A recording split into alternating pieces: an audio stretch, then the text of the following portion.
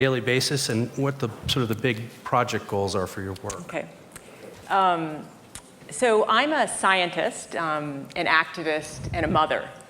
And all of these come together in my work on climate change. I work on two aspects of climate change. One is public engagement, and the other is managing climate risks. And in public engagement, my work focuses on bringing the power of data analytics, social science, and experimentation into outreach campaigns and climate advocacy efforts.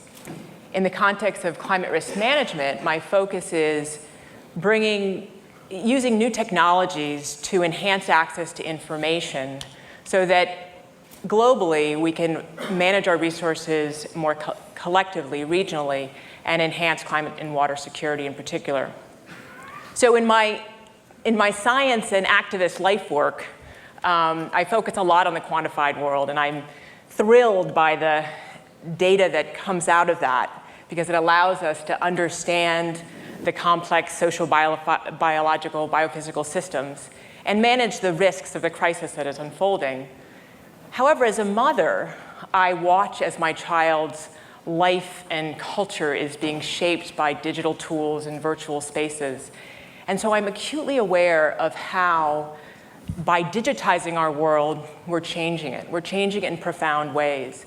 And we're reshaping the sort of social, cultural, political forces that ultimately define how we will be able to manage, how well we'll be able to manage the climate crisis as it unfolds.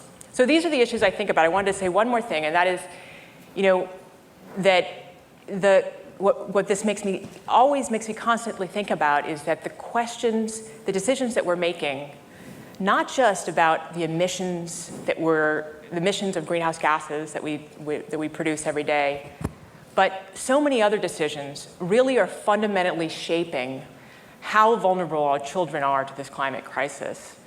And some of those decisions we're making mindfully, but a lot of them we're making mindlessly. And we really need to think about the trade-offs we make in those decisions. Gustavo, let's hear a little bit about your work. All right.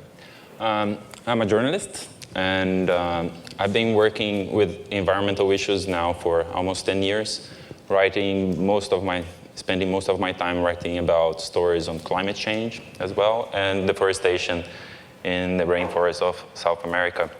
And right now, I'm coordinating a new initiative that we launched this year. It's called the Environmental News Innovation Lab, which is pretty much focused on creating applications, new tools, and projects to improve environmental coverage around the world, but mostly in developing countries. So recently, we launched a project with the Center of Investigative Journalists in South Africa to help them to track numbers